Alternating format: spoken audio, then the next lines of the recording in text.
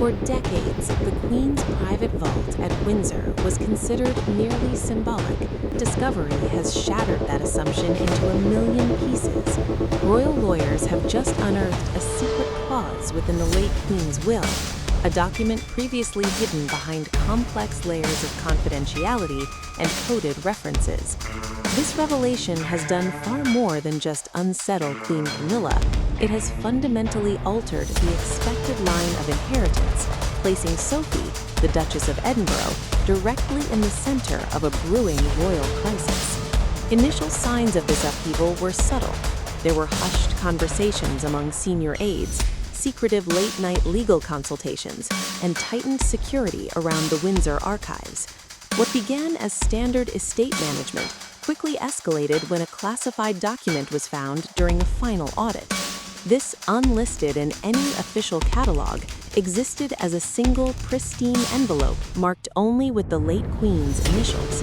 Most shockingly, it bore a date written after Camilla's coronation. That specific detail suggests the Queen made critical decisions about the monarchy's future well after the public assumed succession was settled, sending shockwaves through the palace establishment. Inside that envelope lay a secret clause so heavily guarded that even King Charles reportedly lacked full knowledge of its depth.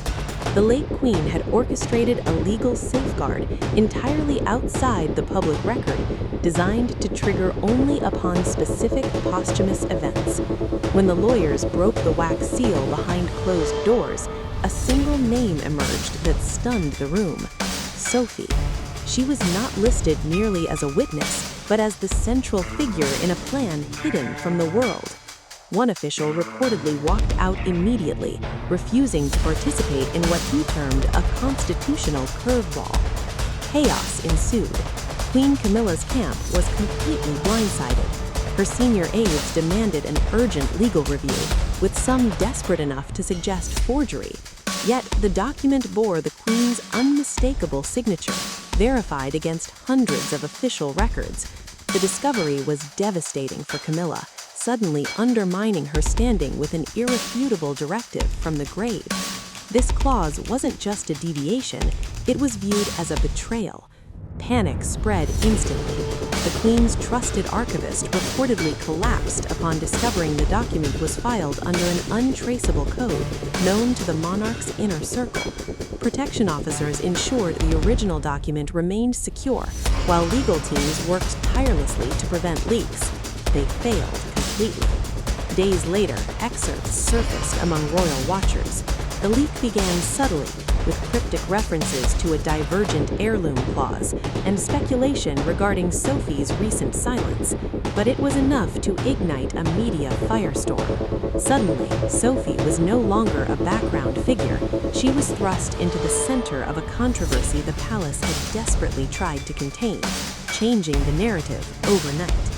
Sophie now stood at the center of the Queen's final strategic chess move. But the bequest was not merely jewelry or titles. Sources claim it was something far more potent: absolute control over the Queen's symbolic legacy. This was a calculated declaration of trust, executed with surgical precision. By entrusting Sophie with these politically delicate aspects of royal history, the Queen effectively bypassed the standard line of succession and directly undermined Camilla's influence. For the Queen consort, the shock was immeasurable. This secret clause did more than just shift material possessions, it fundamentally shifted public perception, signaling exactly who the late Queen truly trusted with the heart of the monarchy. This clause rewrote the rules of loyalty and questioned legitimacy, exposing a hard truth the monarchy had suppressed. The Queen never gave her full heart to Camilla. But what inheritance could possibly shake the throne? The answer lay not in gold, but in legacy. The bequest granted Sophie exclusive access to the Queen's personal crown jewel registry. This wasn't merely about wearing tiaras, it was about controlling power, symbolism, and public perception. By handing this key to Sophie, the late Queen effectively weaponized history against the current hierarchy. What Camilla believed she was entitled to, Sophie now possessed, changing the balance of power entirely. The revelation sent tremors through the monarchy's core. Buried within the fine print of the secret clause was an annex sealed under dual authorization, granting Sophie control of the Queen's personal jewelry registry. This wasn't a list of museum pieces, but a curated selection of emblems worn during coronations and jubilees, items that silently conveyed continuity and authority. Camilla had long assumed these symbols of stature would be hers. In fact, her team had reportedly drafted an internal memo weeks prior, scheduling a press release to subtly announce her assumption of the Queen's personal favorites. Now, that assumption lay in ruins. It was intended to be Camilla's silent triumph, yet everything changed in an instant. The Queen's handwritten notes carried a startling weight. In unmistakable cursive, she named Sophie the keeper of my symbols, a phrase so intimate and pointed that it shattered Camilla's narrative overnight. This wasn't just a decision, it was a definitive declaration. The monarch, known for her iron sense of tradition, had silently chosen the one royal she trusted to guard her legacy with dignity rather than ego. Sophie's name was underlined, followed by a single instruction. Let them speak not through words, but with what she wears. With that, Sophie inherited the monarchy's silent language, a distinct power separate from the crown.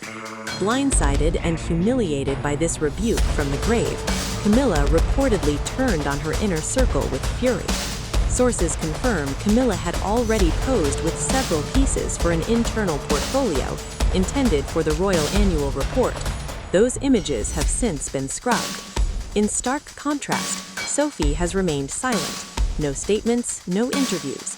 Yet her appearance at a recent service wearing the Queen's signature sapphire brooch spoke volumes. Palace insiders suggest this proves the Queen never fully trusted Camilla to uphold the monarchy's deeper values.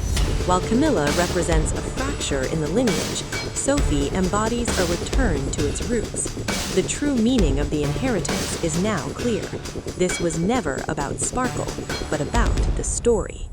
Throughout her reign, the Queen used these gems not merely to dazzle, but to deliver silent messages. Each piece marked an era, a promise, and a stand. With Sophie now in possession, those silent messages echoed through a woman whose very presence challenged Camilla's authority. While analysts clashed and the public speculated, a singular truth emerged beneath the noise. Sophie wasn't just wearing the Queen's jewels, she was carrying her voice. Yet the glittering surface hid a deeper betrayal Camilla never anticipated. As Sophie stepped into this unexpected role, echoes of the past began to haunt the palace corridors. The Queen's will reportedly referenced a private letter written just days after Diana's funeral, linking ancient wounds to this new unfolding crisis. In that moment, the true reason behind Sophie's rise and Camilla's fall came to light. Buried within the legal jargon of the Queen's instructions was a quiet appendix titled simply, "In Memory of the Pain Endured in 1997. This section contained no asset lists or grand titles. Instead, it spoke of loss, public heartbreak, and a monarchy nearly shattered by its own silence following the death of Princess Diana. What the Queen left behind was not just reflection, but revelation. It confirmed she had written a private letter immediately after Diana's funeral, a document shared with neither the public nor her family, but sealed with strict instructions for disclosure only upon her own passing. While the full contents remain protected, one explosive detail slipped through the cracks. This letter was not merely a recounting of grief, but a strategic directive that linked the past tragedy directly to the future of the institution, ensuring that the mistakes of 1997 would never be repeated by her successors. Diana's death marked a pivotal turning point in the Queen's understanding of loyalty, compassion, and the role of royal women. This revelation reshapes the entire narrative, making the parallels between Sophie and Diana impossible to ignore. Both entered the family quietly, faced scrutiny, and displayed a strength rarely acknowledged by the firm. Yet where Diana challenged the monarchy with raw emotion, Sophie earned admiration through consistency, working within the system rather than against it. Sources now claim that in the dark days following Diana's death, the Queen summoned Sophie not for protocol, but for perspective.